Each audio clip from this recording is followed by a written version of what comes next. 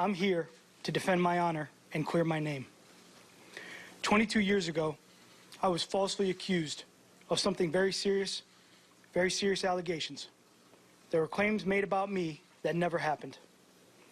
While I'm thankful on one level that the process worked and the case was dismissed, at the same time, I was never given the opportunity to defend myself or to push back with the truth to clear my name.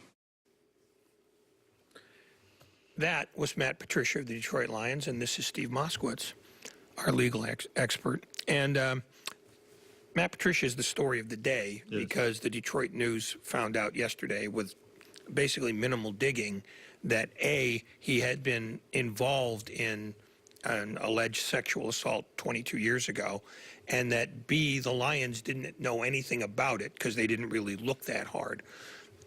I'm assuming that as a criminal case, the statute of limitations means that he's no longer in jeopardy there. Correct. The next question I have, though, can she bring a civil suit now because all of a sudden this is back in the news, or does the statute of limitations apply there as well? There's a different statute of limitations, but it would apply as well. And again, there'd be some problems with it. So he's probably not have to worry about that. Okay. Then the third question I have, and then we can move on to other stuff, is the NFL says they're investigating. What is there to investigate if there is no legal jeopardy and that if the case has already been basically adjudicated by being dismissed? See, that's something that I have a real problem with. And again, I in no way, shape, or form make light of any type of domestic violence or abuse or anything like that. However, we're supposed to be a country of laws and a system of laws. And one of the problems I have, for example, with the commissioner, he doesn't bother with that. He'll just say, well, you've been accused, therefore you're guilty, which is horrible. As horrible as it is to be assaulted, it's equally horrible to be falsely accused. And this is something that happened over 20 years ago. And again, the legal system has already addressed this. We shouldn't have a separate legal system. Now, in his jurisdiction, an employer can legally ask that question if been arrested. However, the United States Supreme Court has weighed in on this, and they said that an arrest is, quote, of very little probative value. What if you were arrested for axe murder and then it's determined that, oh, mistaken identity? Well, okay, if you were asked the question, were you ever arrested for axe murder? The answer would be yes, but you didn't do it, and it was mistaken identity. Here, and I got probation. And you got probation. And he doesn't own an lawyer axe, did a Steve. really I'll good vouch job. for it. Yeah, because I had the axe when I brought it to court a couple of days. And I think the league is looking into this, and they want to know exactly what the Lions knew going into this and why this wasn't presented before. This is obviously a huge story. By the way, remember, under President Obama, there's a big problem asking somebody, do you have a criminal past? As an employer, you know, you normally don't say, hey, do you have a criminal past? And under that check the box you don't have to ask in this case. No, you don't have to ask. Records, right? It's pretty easy to But find I mean, normally, I doubt that when you came here for your jobs, they asked you if you had criminal records. They did not. No. Well, okay, and most employers don't. So again, you know, you dig up something from 20 years ago and they say, why didn't you, well, you didn't have to tell about it. Right. And they don't have to ask about it. And again, it was dismissed. Let's not forget that. It was dismissed. Yes. I mean, come on.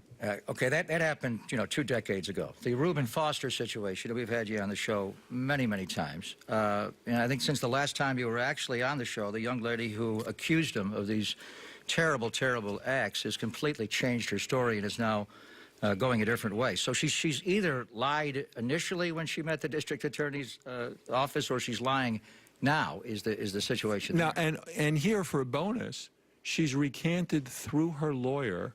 And there's also video of some other woman attacking her. And the bottom line is that it's very apparent that what she was accusing of didn't happen. And then she said she wanted to hurt him and ruin his career. Once again, I have to use a legal term. Come on. I mean, again, look, it appears that he didn't do it. She said he didn't do it. There's videotape. What else? And I mean, I'm wondering, will the videotape, just real quick, will that definitely prove that the damage that she suffered was by that videotape? I mean, I want to say they went through it back and staged it on video, but can we determine clearly timestamp and all yeah, that? you know, well, I'm sure, when the video, maybe they went back and did it after the I'm sure one of the sides is going to go ahead and look at it and do all those tests. And actually, we hire people to come in and do all what I'll call the technical thing and then tell the lawyers. But the bottom line is, what's the reliability of a witness, even if you didn't have it? he did it, he didn't, I wanted to ruin your career. The old, well, when were you lying, then or now? Again, that's very unbelievable evidence. That's a real problem. Okay, so then why hasn't the DA's office dropped the case? Because a lot of times the victim, usually the woman, will change her mind. He's afraid, oh my God, my husband will lose his job and I won't get any money. So technically, and I know it sounds funny, the victim is the people of the state of California. So the prosecutor can continue. And sometimes what they'll do is they'll call the victim and they'll become an adverse witness. They'll say, well, he didn't do it, I made it up, or something happens. And a lot of times they'll drop it because there's a real problem in proving it. So how much trouble is she in if she did in fact lie? If she now goes under oath again during this preliminary hearing and testifies that it didn't happen and she got in a fight with a woman, what do? Do they go after her? She committed perjury at some point, right? Well, she wasn't under oath, so it's not perjury. But what they probably look at is making a false statement, which is a misdemeanor. However, are they going to charge it? Because the prosecutors have decisions to make a choice to the prosecutor or not. They probably won't because they don't want to discourage women from coming forward. So my guess would be is the prosecutors just say, go away.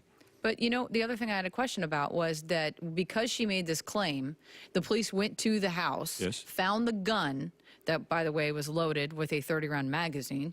And so now they can go after him on felony weapons charges. But is there a loophole there to say, hey, you would have not had reason to search my property had she not done this? That's exactly what I would do if I was his lawyer, saying, look, you know, it's called the fruit of the poison tree, where you shouldn't have been there to begin with, and therefore whatever you got is excludable from evidence. And as a lawyer, if you can exclude the evidence, regardless of what your client may or may not have done, you win.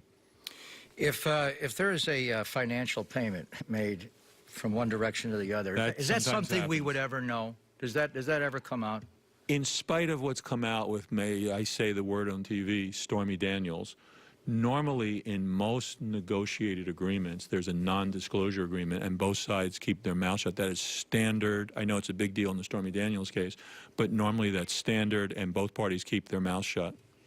And that's probably what would happen, and I'm sure the lawyer wouldn't allow a penny to be paid without that. Yeah, so the likelihood of this weapons charge could be just dropped to a misdemeanor and basically he gets to move on. Or something else. And again, an awful lot of what a lawyer does is making a deal. Most of the time, a lawyer is not spending with his books in the courtroom, is making a deal with the other side. And one of the things is when I first started my practice, I was a law professor, and I told the students there's a very important rule of law that I call the come on rule. In your practice, a lot of times when you're talking to the other side, that's what you actually do, come on, and then you make a deal. Come on. The come on rule. You know what? I said, come on, when I was trying to watch the Giants on Facebook today. Steve Moskowitz. Always a pleasure. Always great to have you on the show. Yeah, the Giants. Didn't work? No. Don't you have a Facebook Live? I didn't. It was just too much of a pain. They also, and come on, because they were on the wrong side of history today. It was ugly. And they keep swinging and missing. 55 times in 40. Jeez.